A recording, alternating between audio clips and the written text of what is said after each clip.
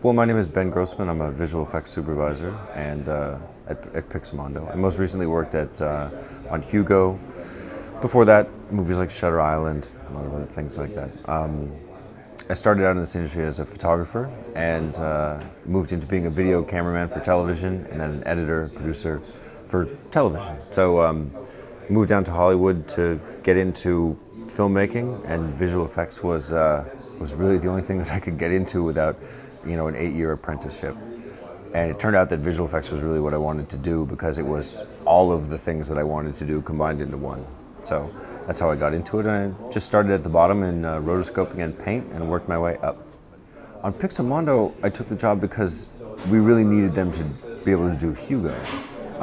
Because I was most interested in, at first, getting the movie HUGO done and finding a way to do that.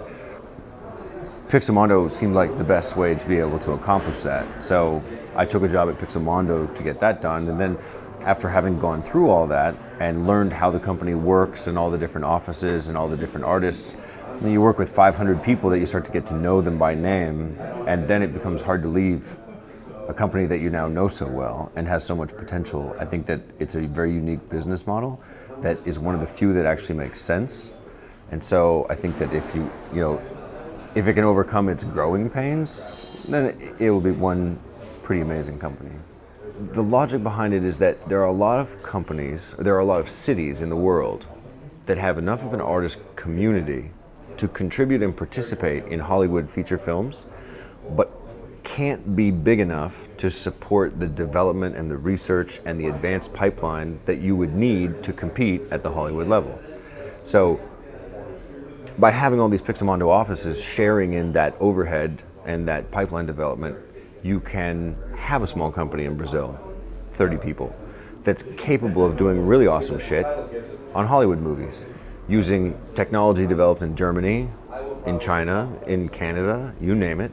So it logically makes sense that it can be artist-driven and it can be client-driven. There can be a lot of really talented artists in Japan, and there should be a Pixamondo office there for them to be able to live in Japan and work on Hollywood and European films. Definitely.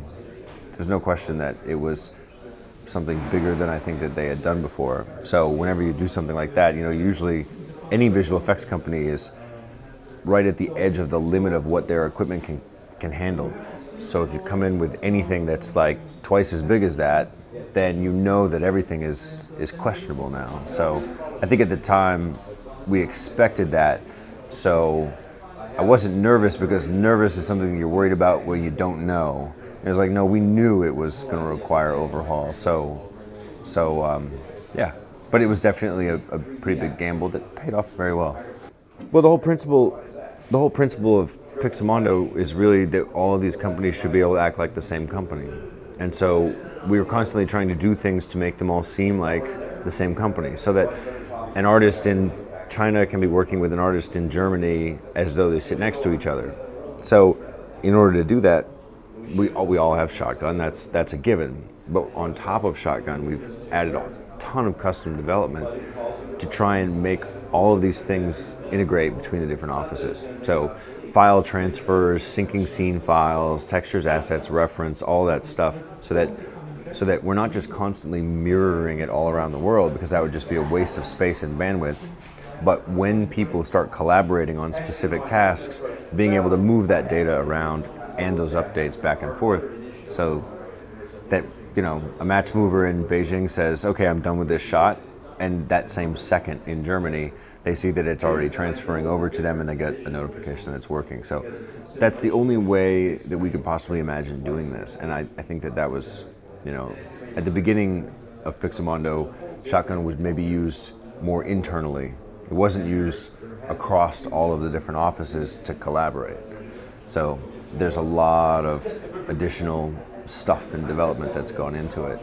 I've actually been paying a lot of attention to pipeline and IT right now. I mean, it's very interesting to me to make this model a little bit more efficient and organized, because I saw on HUGO that a minor inconvenience in pipeline or in IT meant a huge creative sacrifice in what you can do on a shot. And it was really easy for me to just quantify it and say, because that internet connection is too slow, I only get 2 versions of this shot instead of 4. Or because the render farm is being used inefficiently, I only get 1 version instead of 2. And versioning and iterations are kind of an essential part of the creative process. Because my communication process with an office around the world needs to be improved, I could make the shot so much better if I could fix that first. So I'm trying to split my time right now between creative show supervision and workflow improvements, so that it makes the creative show supervision even easier, because these are things where you fix one thing and you fix it for 700 people all at the same time.